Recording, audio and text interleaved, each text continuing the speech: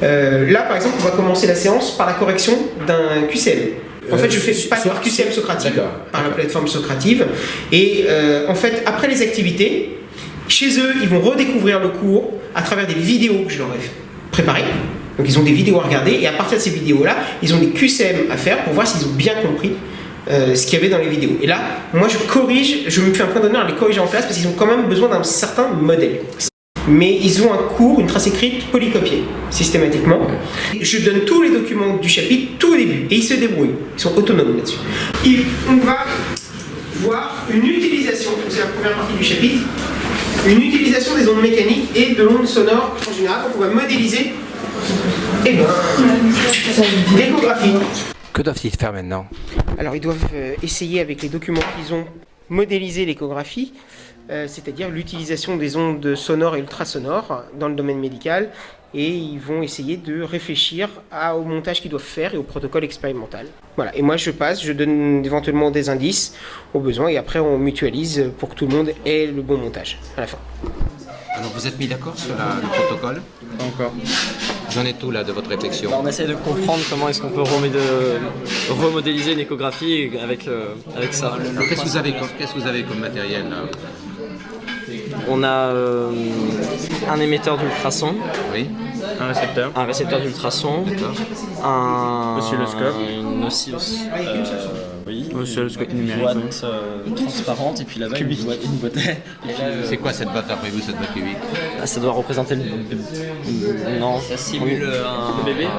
Oui, un ventre de femme. Enfin, je pense. Non, je pense que le ventre de femme c'est l'objet, la boîte opaque. Pas sûr encore. Pas sûr.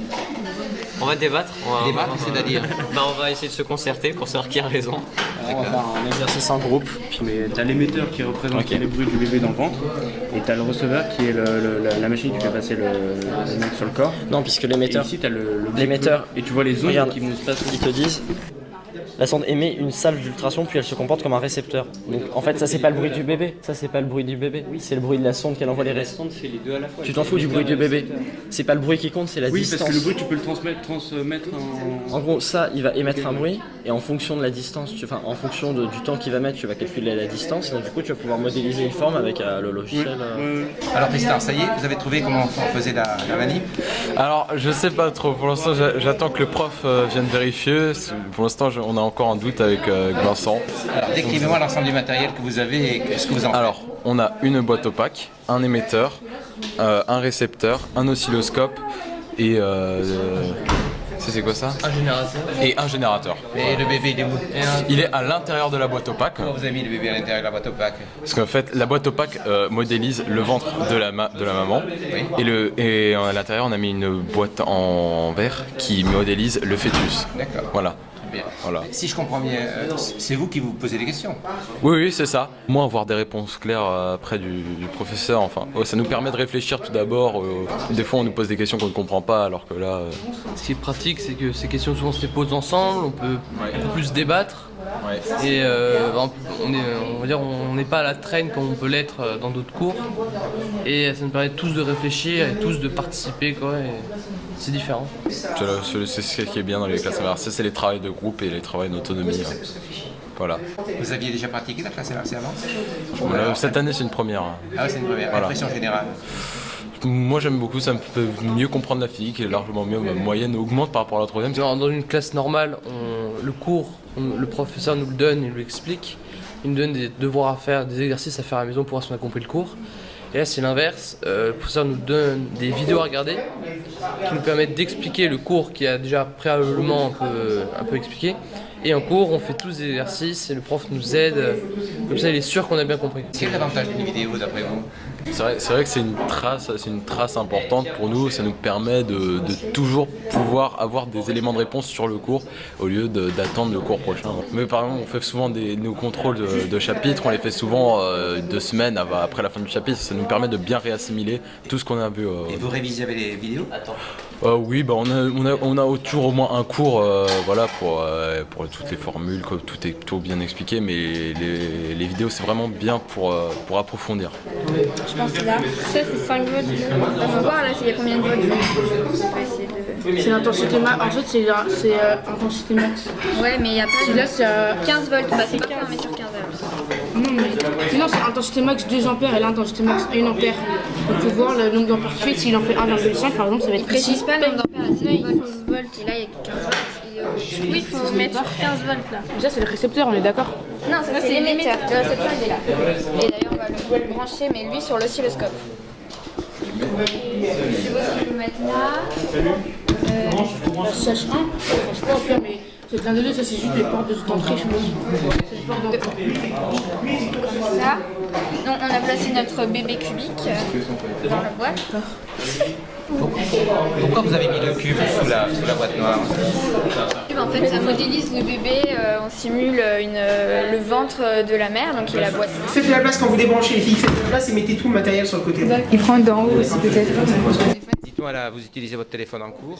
En fait, on prend des photos. Pourquoi vous prenez des photos? Parce qu'en fait, on va devoir faire un compte-rendu à la maison. Et du coup, on doit prendre des photos pour avoir un peu une image de ce qu'on a fait pendant le cours. Et à quoi ça sert la photo? À se souvenir de ce qu'on a fait parce que c'est pour dans une semaine, donc peut-être qu'au fil de la semaine, on va oublier ce qu'on avait fait. Et chacun prend des photos? Non, il n'y a que Manon, mais... Parce que c'est un travail de groupe, donc du coup, on n'a pas besoin de 40 photos pour Et vous partagez? Oui, Ouais. sur Comment WhatsApp. vous faites pour les partager? Sur WhatsApp. Bah, sur WhatsApp. Ah, vous utilisez WhatsApp. Ouais. Pourquoi vous utilisez WhatsApp? Et avec WhatsApp, on peut avoir des groupes de plus de personnes, alors que sur les d'autres réseaux sociaux, c'est limité à 15. C'est ouvert ou c'est fermé WhatsApp? C'est fermé. fermé, c'est que nos contacts et que les personnes qu'on connaît. Vous utilisez d'autres réseaux sociaux? Oui. Tu peux savoir lesquels, non?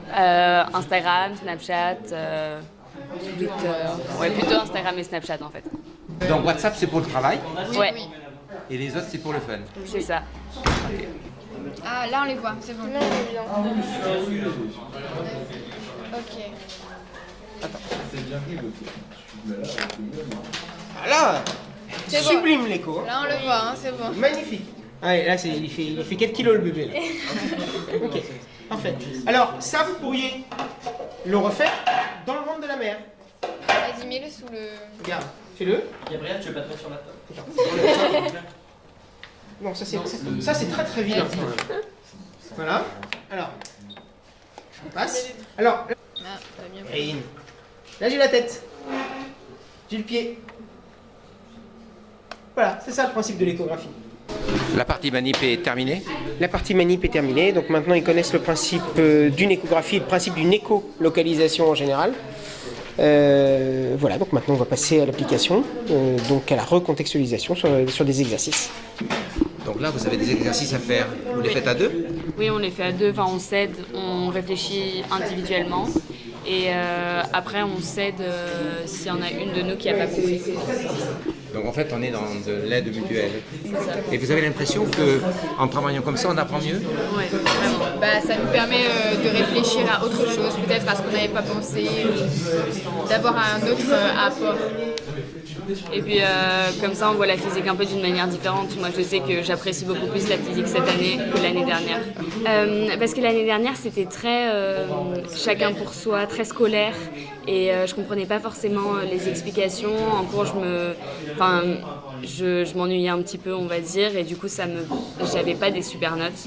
Alors que le fait de travailler en groupe avec un professeur qui vient nous voir spontanément, etc., qui nous explique, et d'être en cohésion entre guillemets avec les autres, ça permet de moins s'ennuyer, de plus être dans les exercices, dans le cours, et de mieux apprendre au fur et à mesure sans pour autant travailler beaucoup à la maison.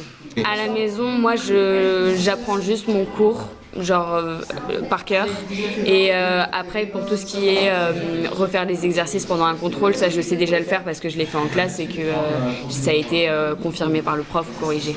Moi, à la base, j'ai beaucoup de mal avec la physique, dans le sens où je ne comprends pas du tout. Et c'est une matière où vraiment j'aime pas. Et cette année, j'ai l'impression d'avoir complètement une autre vision de la physique, de se dire ah bah là j'ai pas compris, je vais pouvoir demander à ma camarade, elle va m'expliquer, je vais comprendre, on va refaire un exercice. Alors, est-ce que vous avez le sentiment que l'explication que peut donner une camarade est différente de celle du professeur? Bah oui, parce que le professeur il est plus de manière formelle et tout ça, et la camarade bon, bah, c'est dans notre langage, c'est plus clair, et ça, elle peut reformuler ce que le prof a dit en fait. Vos parents savent comment ça se fonctionne, ces classes? Ils sont au courant, je sais pas s'ils ont bien compris le fonctionnement, mais ils sont au courant en tout cas. Moi, ma mère est au courant, mais elle se comprend pas trop ce que c'est. Mais elle voit que ça a un réel impact sur mes notes. Qu'avant, j'avais vraiment la pire moyenne en physique et que cette année, je suis passée à 13,5. Et avant, c'était combien? Avant, c'était 6. Vous avez doublé? Oui. Et donc, vous sentez mieux? Oui, vraiment. Ça m'encourage plus à travailler et j'ai l'impression de plus apprécier la physique. Donc, vous voulez faire quoi plus tard? Plus tard, je veux travailler dans le commerce. Donc rien à voir avec la Donc, physique. rien à voir avec la Donc physique. c'est inutile ce qu'on fait maintenant? Non, c'est pas inutile. Moi, c'est surtout pour ma moyenne.